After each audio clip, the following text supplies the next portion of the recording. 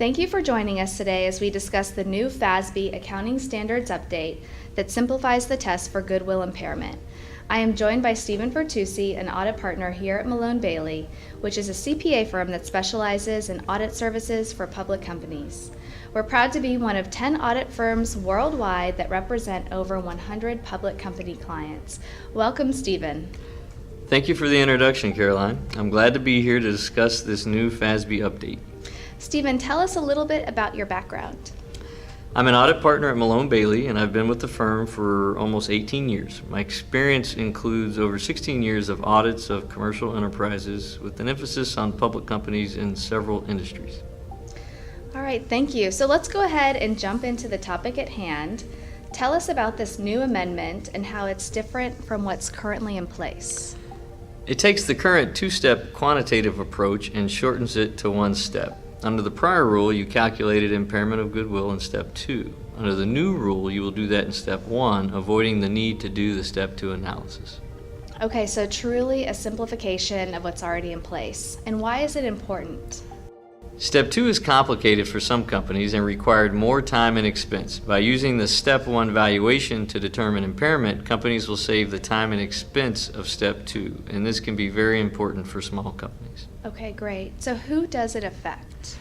This will affect all public companies and any private company that doesn't elect the private company option for goodwill.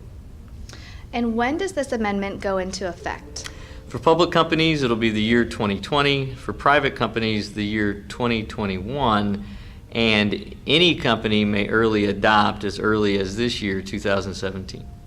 Okay, so we're still a few years off, but this is good information to have on our radar. Where can companies find more information about this update?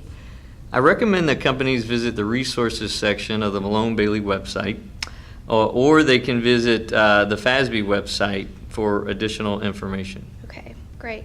And what kinds of questions should a company ask their accountant as it pertains to this new update on the simplification of the test for goodwill impairment? For private companies, they should be asking their accountant about the private company option. For public companies, they should be asking whether or not early adoption benefits them. Okay, great. So this is our last question before we wrap up. We're switching gears a little bit. This is called our This or That portion of our podcast, where we ask our guests a hard-hitting question. So Stephen, tell us, are you a mountain guy or are you a beach guy? I would definitely say the mountains. One of the problems with the beach for me is my beard, and I don't like to get sand in it. And I enjoy the weather in the mountains more so than the heat of the beach. All right. Well, thank you so much for all the helpful information today, Stephen. Hopefully our listeners have a better understanding of how this new amendment affects them.